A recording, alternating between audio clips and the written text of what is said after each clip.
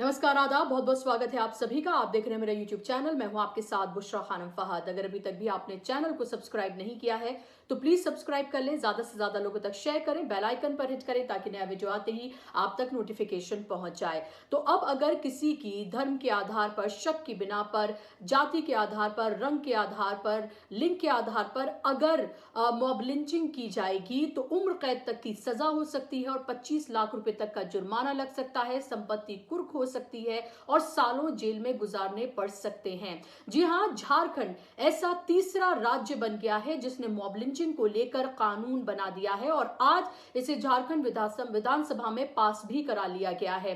राजस्थान और पश्चिम बंगाल दो ऐसे राज्य थे पहले जिन्होंने इसको लेकर कानून बनाया था मॉब लिंचिंग को लेकर, और अब झारखंड इस फहरिस्त में जुड़ गया है। ऐसा तीसरा राज्य बन गया है जिसने मॉब लिंचिंग को लेकर कानून बनाया है। आपने देखा होगा कि झारखंड एक ऐसा राज्य है जहां पर मॉब लिंचिंग के जो वाकयात हैं वो बड़े पैमाने पर देखने के लिए मिले थे। तबरेज अंसारी तो आपको याद ही होंगे कि किस तरह से तबरेज अंसारी को शक की बिना पर भीड़ ने पीट पीट कर मार दिया था और उसके बाद पूरे देश भर में हमने इसको लेकर विरोध प्रदर्शन देखे थे। लेकिन उसके बाद से ही हम ये देख रहे हैं कि मॉब लिंचिंग के जो वाकयात हैं वो आम हो चले हैं। किसी को गौकशी के नाम पर, किसी को मजहब के नाम पर, तो कभी किसी को उसकी जाति के नाम पर या शक की बिना पर, चोरी के नाम पर, या फिर किसी महिला को डायन होने के शक में, इस तमाम तरह से हम ये देखते हैं अलग अलग राज्यों में अलग अलग तरीके से मॉब लिंचिंग की जाती है। या तो उस शख्स को पीट पीट कर मार दिया जाता है या फिर अधमरा कर दिया जाता है। एक सरभरी भीड़ जो है वो इकट्ठी होती है। इसे मैं ऑर्गेनाइज भीड़ कहूंगी कि ऑर्गेनाइज भीड़ जो है वो इकट्ठी होती है। खासतौर पर कुछ जगहों पर ये भीड़ जो है एक पार्टी समर्थित लोगों की भीड़ होती है, जो कहीं पर भी इकट्ठा होकर या तो शक की बिना पर या फिर जानबूझकर किसी को पीट पीट कर या तो मार देती है या फिर उसको अधमरा कर देती है। और सवाल हमेशा ये पूछा जाता है कि आखिर कानून हाथ में लेने का अधिकार इन लोगों को किसने दिया है।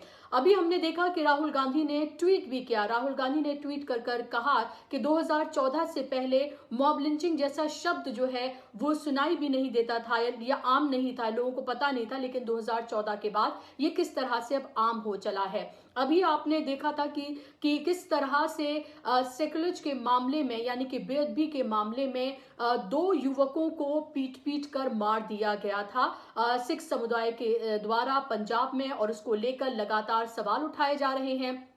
इसके अलावा आप अलग अलग राज्यों में देख रहे हैं कि धर्म के नाम पर टारगेट कर कर जो है वो मारा जाता है, और इसमें पहलू खान से लेकर तबरेज अंसारी और ऐसे नामों की एक लंबी फहरिस्त है जहां पर मॉब लिंचिंग में लोग जो हैं वो इकट्ठा होते हैं, कानून अपने हाथ में लेते हैं। उनके जहन में इस तरह से नफरत भरी हुई है कि वो किसी भी शख्स को या तो पीट पीट कर अधमरा कर देते हैं या उसे जान से ही मार देते हैं। इन 7 सालों में इस तरह से आप ये देखें कि कैसे जो हमारा मुल्क है उसकी छवि को बर्बाद करने की कोशिश जो है वो की जा रही है। नफरत इस तरह से जहन में भरी जा रही है कि उन्हें ना तो कानून का डर है, ना पुलिस का डर है, किसी चीज का भय नहीं है। बस एक भीड़ इकट्ठा होती है और वो किसी को भी पीट पीट कर मार देती है। मुबारकबाद देनी चाहिए हेमंत सोरेन को कि उन्होंने इसको बेहद संजीदगी से लेते हुए इसको लेकर कानून बनाया और उसको पास कराया गया है। The Jharkhand prevention of mob violence bill 2021 को पास करा लिया गया है। और मैं आपको ये भी बता दूं कि झारखंड में चंद्रयान के लिए जब HEC ने लॉन्चिंग पैड तैयार किया था तब PM मोदी ने राज्य को लॉन्चिंग स्टेशन तक कहकर संबोधित किया था, लेकिन उसी पे तंज करते हुए तब हेमंत सोरेन ने इसको लिंचिंग पैड जो है वो कहा था जब तबरेज अंसारी की लिंचिंग वहां पर हुई थी। और लगातार इसको लेकर सवाल उठते रहे हैं।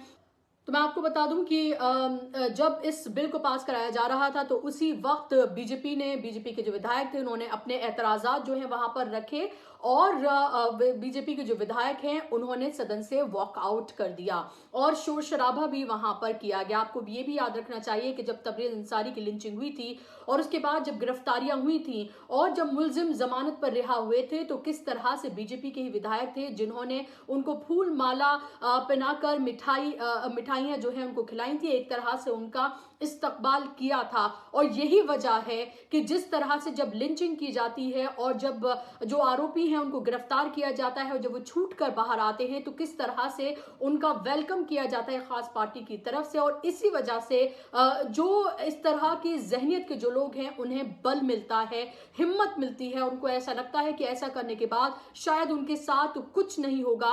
और इसीलिए हर बार हम इस तरह की घटना देखते हैं, विरोध प्रदर्शन होते हैं, इसको लेकर गिरफ्तारियां होती हैं, लेकिन उसके बाद फिर से सर्कल वहीं आकर ठहर जाता है। अब सवाल ये उठता है कि 3 राज्य ही हैं जिन्होंने इसको लेकर कानून बनाया है, क्या इसको नजीर मानते हुए और तमाम जो राज्य हैं, खासतौर पे मैं पहले उन राज्यों की बात करूंगी जहां पर बीजेपी का शासन नहीं है, क्या उन जगहों पर मॉब लिंचिंग को लेकर कानून बनाए जाएंगे और क्या नेशनल लेवल पर क्या केंद्र सरकार मॉब लिंचिंग को लेकर कानून बनाएगी, क्योंकि मॉब लिंचिंग के वाकयात लगातार बढ़ते ही जा रहे हैं। एक के बाद घटनाएं हमारे सामने आ रही हैं जहां पर सबसे ज्यादा मजहब के नाम पर मॉब लिंचिंग जो है वो की जा रही है। ऐसे में सवाल ये उठता है कि झारखंड के बाद क्या और दूसरे राज्य जो हैं वो इससे एक तरह से एक नजीर मानते हुए, इससे सबक लेते हुए क्या मॉब लिंचिंग कानून जो है वो बनाएंगे, ये देखना बेहद अहम होगा। लेकिन अब झारखंड में अगर किसी की मॉब लिंचिंग की जाएगी, एक और इसकी परिभाषा भी दी गई है कि 2 या 2 से ज्यादा लोग एकत्रित होकर अगर किसी को पीटते हैं और अगर उसको लेकर शिकायत जो है वो दर्ज की जाती है तो किस तरह से आगे पूरी प्रक्रिया जो है वो शुरू की जाएगी।